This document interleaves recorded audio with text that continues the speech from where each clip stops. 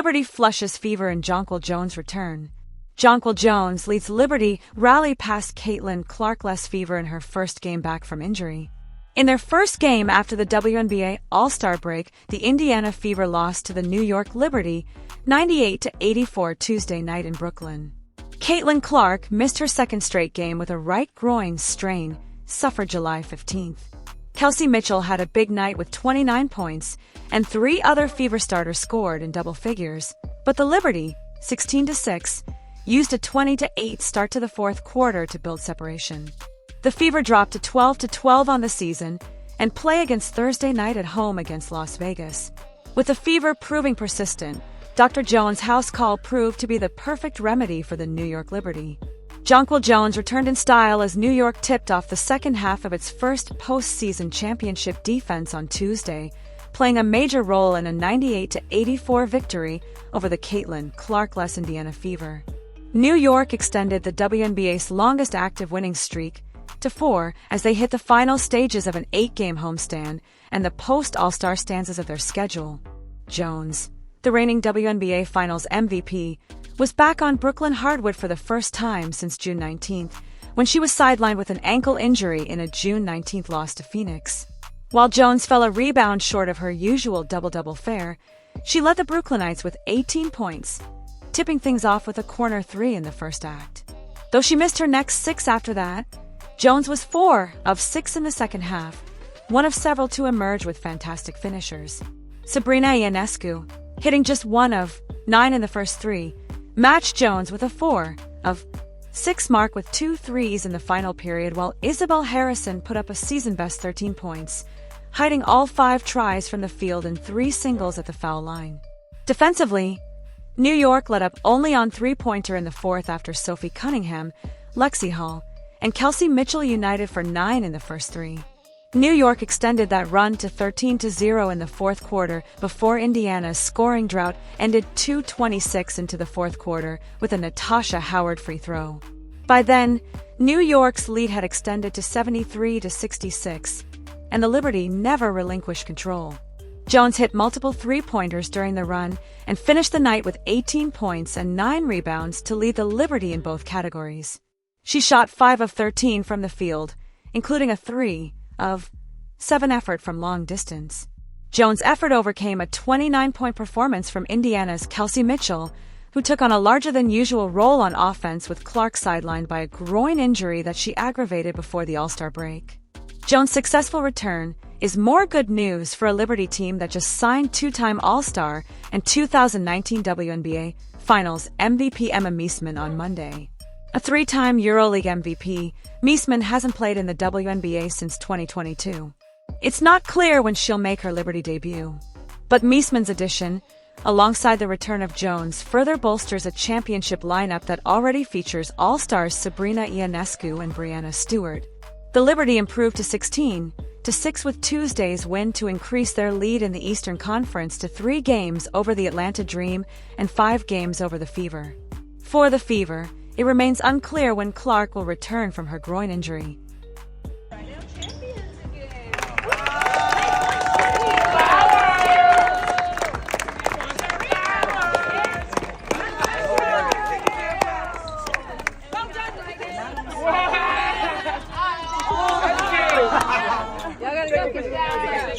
Look how happy we are, bro. So cute. Wait, let's take a picture with the cake, y'all. Yeah, well done, champ. I love y'all. Thank y'all. Don't let that fall down. I'm a big girl. I'm a big one. Yeah. Chilled it. Liberty, liberty. Oh my God.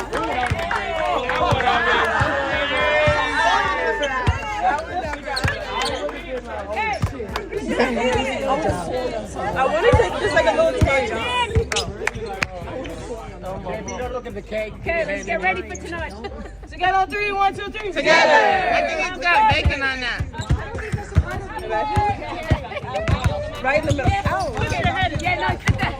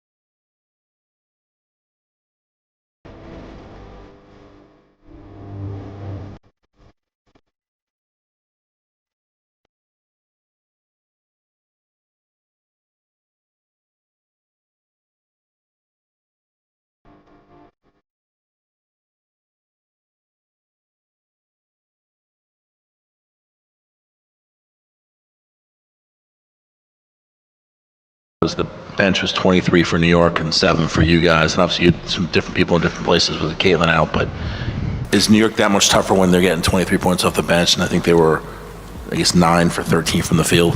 So. Yeah, I mean, certainly it is. It's tough when you're getting that kind of production, when you have that kind of depth. But the thing that stood out to me was the last 3 minutes of the third and the first 2 to 3 minutes of the fourth, where they went on like a 16 or 18 to 3 run. You can't allow that to happen against championship caliber teams. And different than their early run, it was poor shot selection, turnovers that they got some easy buckets and got runouts for, ways that we weren't able to set our defense. I thought early in the ball game we were getting high quality shots that weren't going in. We knew when they were coming, and so we could set our defense. And that run really stood out to me. I was looking at the turnovers. 20 points off of turnovers. You can't give that to great teams, and 20 points from the free throw line. I mean, that's 40 points right there. She felt like in the second half you guys didn't feel them as much on the defensive end.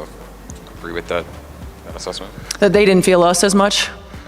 Yeah. I mean, I thought we got a little soft. We weren't as disruptive. We were switching flat in our switches. We were allowing them to just ping the ball around the perimeter freely without being in passing lanes.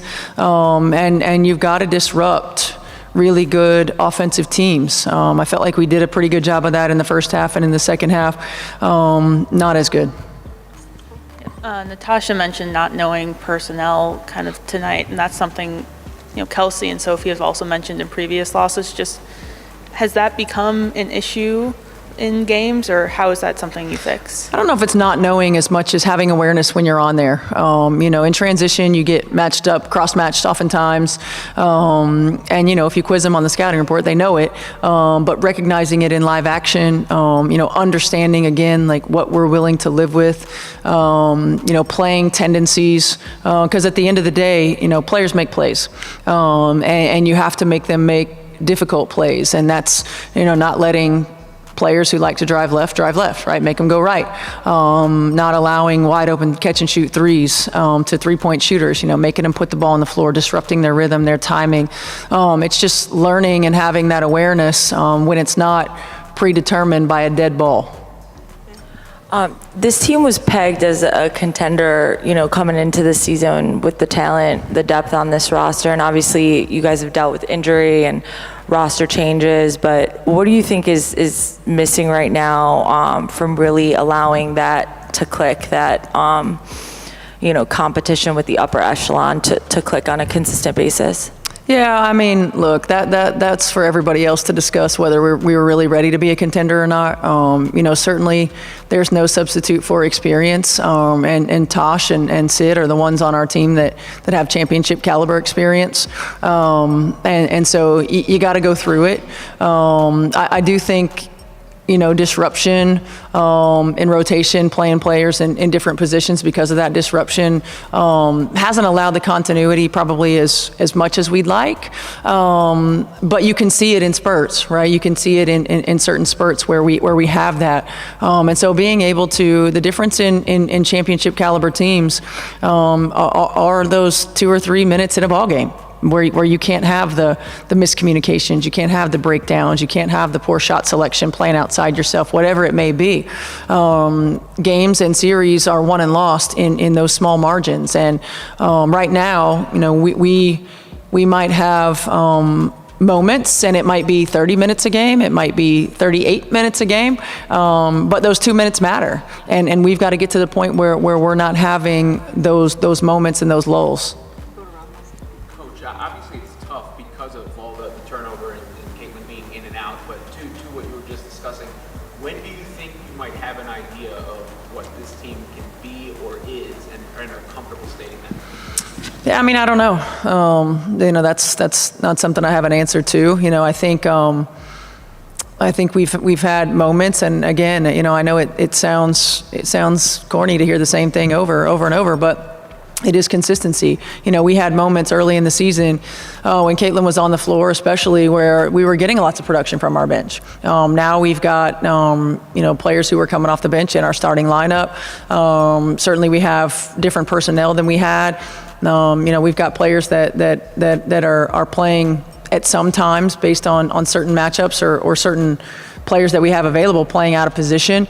And we might not. You know, we might not with disruptions, but we got to figure out, you know, how to maintain consistency with what we have. And again, that goes to those lulls. I mean, that 16-3 or 18-3 run, whatever it may be, into the third, start of the fourth, that's the difference in the ball game. And we've got to have that sense of urgency at all times for 40 minutes. Thank you. For both of you, just what was the difference in that second half? It seemed like in the last 5 minutes of the third quarter and most of the fourth, they seemed more confident on offense and were better defensively. I feel like they didn't really feel us in the second half how they felt us in the first half. And we was just taking quick shots on offense, and it led to them getting easy buckets on the offensive end. And, and we really didn't pay attention to the personnel. We kind of struggled with that, but New York is a really good team. They're a championship team for a reason. Coming into the season, there were, you know, contender aspirations. I'm curious how far you guys think you are from getting kind of back to that position and clicking in that way. Well, if nobody else been believing this, I do. So I think that we're a contender. I'm gonna ride and die with the 11 or 12 that we have. And I think when it comes to being a contender, you know, we got to keep playing the best. You don't know what none of this is like until you play the best, and New York is one of the best. And so they got the standard, they hold the standard, and if you want to keep being in the contender conversation, that's where we got to be, like where they are. And I think that for us, we got to keep using these experiences to keep getting better. Kelsey, to that point, you know, it was the end of the third quarter, fourth quarter got away from you guys, but you really were scoring early. What was working then that you think you could apply in the future to beat that contender status?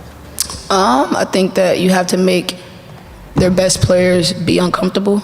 Sabrina's great for a reason, Stewie's great for a reason, but all great players got to feel discomfort. And I think down the stretch of the third and fourth, they were comfortable. They didn't really feel us. We weren't busting up the plays like we was in the first half. It was just a lot that kind of fell off. But I think that don't mean that we don't belong. I think, and if anybody got a chance to be a contender and sneak and win games, it's the Fever. And so I'm going to keep believing that. Yeah, you guys have had those second half breakdowns, you know, a few times this season, you know, against the Valkyries and against Aces on the road. Just what has it been that, you know, you can't maintain those leads in the second half? Coming out at halftime, we got to just stay consistent how we was in the first half. And that's the thing that we still growing right there, is staying consistent for 40 minutes. When we stay consistent for 40 minutes, we could be able to come out with wins like this. But when we get to that point right there of being consistent, coming out the same way we did in the first half, it'll be a different ball game. So that's one thing that we still growing and still learning, is staying consistent.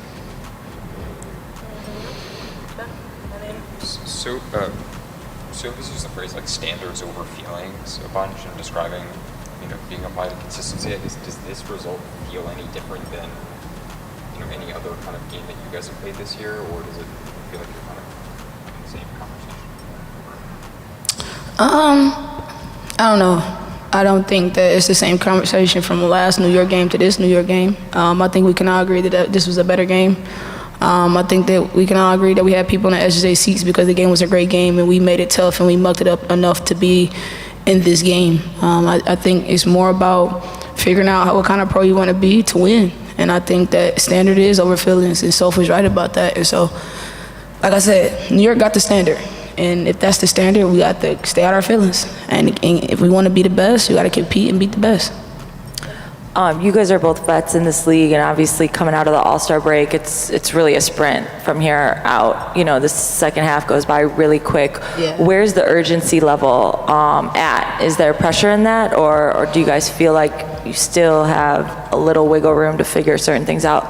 I won't speak for Tosh, but I don't think we have wiggle room to figure out anything else. I think that it's about, it's a gut check game every game. I think everybody's trying to make the playoffs. Everybody's trying to be a contender for something.